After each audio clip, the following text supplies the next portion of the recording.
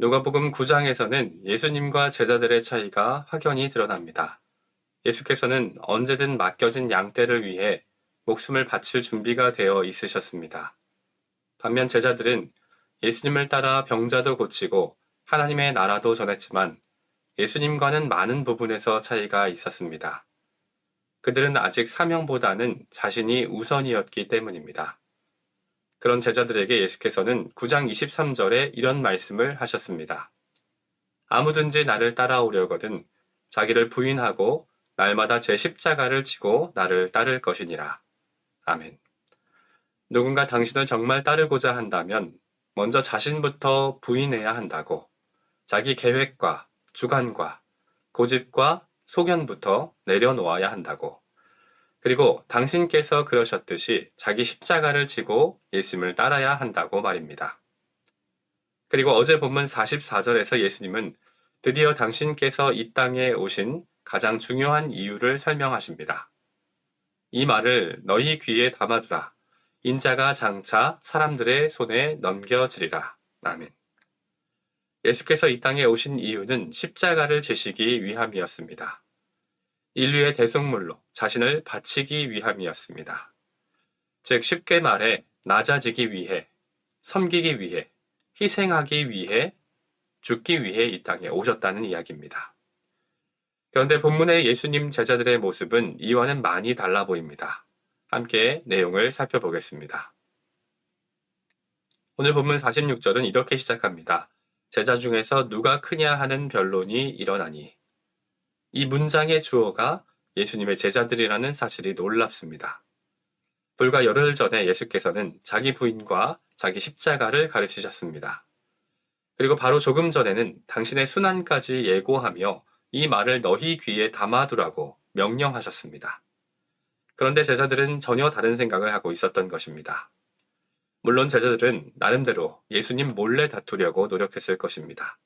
예수님이 안 보실 때, 예수님께서 다른 일로 바쁘실 때 자기들끼리 숨어 서로 누가 더 큰지 티격태격했을 것이란 이야기입니다. 하지만 만왕의 왕이신 예수님 앞에 숨길 수 있는 것은 하나도 없습니다. 예수님은 제자들 마음의 중심을 자세히 보고 계셨습니다. 그렇습니다. 예수님은 오늘도 저와 여러분의 중심을 보고 계십니다. 우리가 혼자 있다고 생각하는 순간에도, 남들이 보지 않는다 생각하는 장소에서도 예수님은 우리를 관찰하고 계십니다. 남들이 예배하는 시간, 우리가 어디서 누구와 커피를 마시는지도, 남들이 봉사하는 시간에 우리가 어떤 유희를 즐기며 보내는지도 예수님 앞에서는 결코 숨길 수가 없습니다. 우리가 입술로는 사랑한다고 말하지만 마음으로 누구를 미워하고 있는지, 손을 들어 축복한다고 말하지만 우리 눈빛이 어떻게 흔들리고 마음이 불편한지도 예수님은 모두 알고 계신다는 말씀입니다.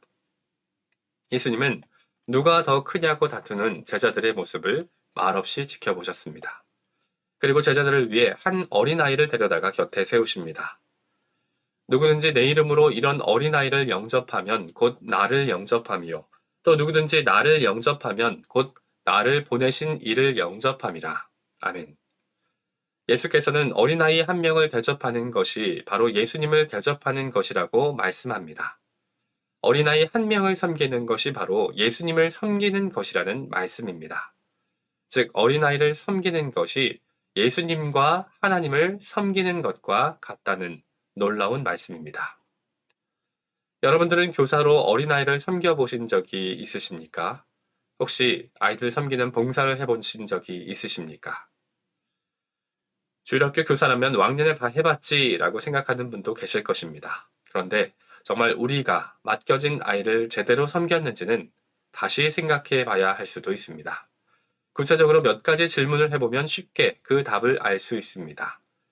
여러분은 맡겨진 아이를 집에 초대해서 정성스럽게 음식을 대접해 보셨습니까? 그 아이와 즐겁게 지내고 그 아이의 고민도 들어주며 그 아이를 집에도 바래다 주셔 보셨습니까? 그 아이의 간절한 기도 제목이 무엇인지 혹시 알고 계셨나요? 그리고 그 아이를 위해 눈물 흘리며 매일 함께 기도하셨나요?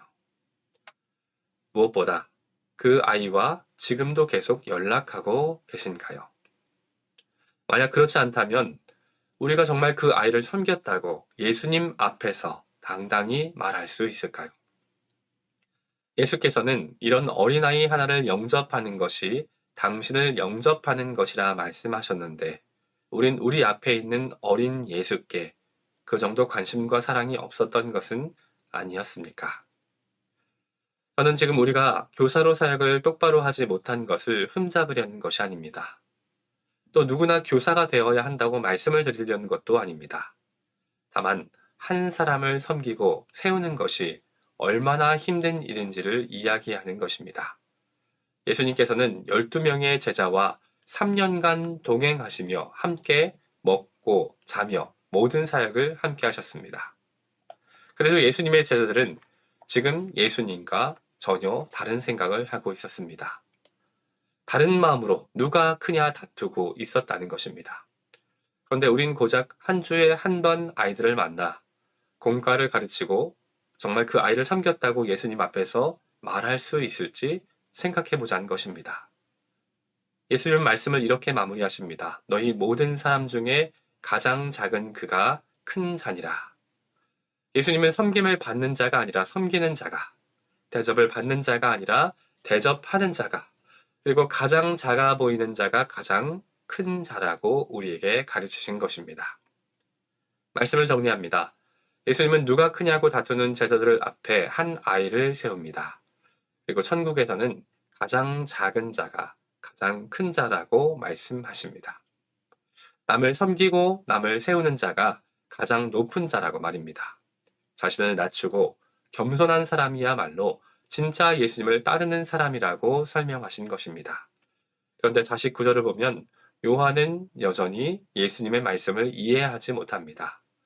누군가 예수님의 이름으로 귀신을 내쫓는 것을 우리가 금했다고 말하며 자신들의 권리와 자격을 내세우고 있기 때문입니다. 이런 모습은 앞서 40절에 그들의 사역 실패에 대한 자격지심과 열등의식일 수도 있습니다. 제자들은 여전히 자신이 더 높아지고 인정을 받아야 한다며 자신들의 자격과 권리만 부각했던 것입니다. 오늘 우리는 어떤 마음으로 예수님을 따르고 있습니까? 혹시 우린 예수님을 따르고 있으면서도 여전히 우리의 자격과 권리를 주장하고 있진 않습니까? 예수님을 따른다고 말하면서도 여전히 목소리를 높이고 자신의 주장만 내세우고 있지는 않습니까? 만약 우리가 섬김을 받는 데에 익숙해져 가고 있고 대접을 받는 데에 익숙해져 가고 있다면 우린 지금 예수님을 따르고 있는 것이 아닐지도 모른다는 사실을 기억해야만 합니다.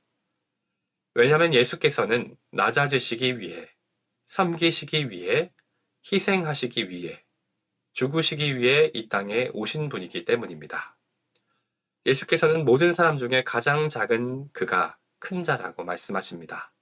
아무든지 나를 따라오려거든 자기를 부인하고 날마다 제 십자가를 져야만 당신을 따를 수 있다고 말씀하십니다. 그렇다면 예수님을 따르는 우리는 어떤 모습이어야 하겠습니까?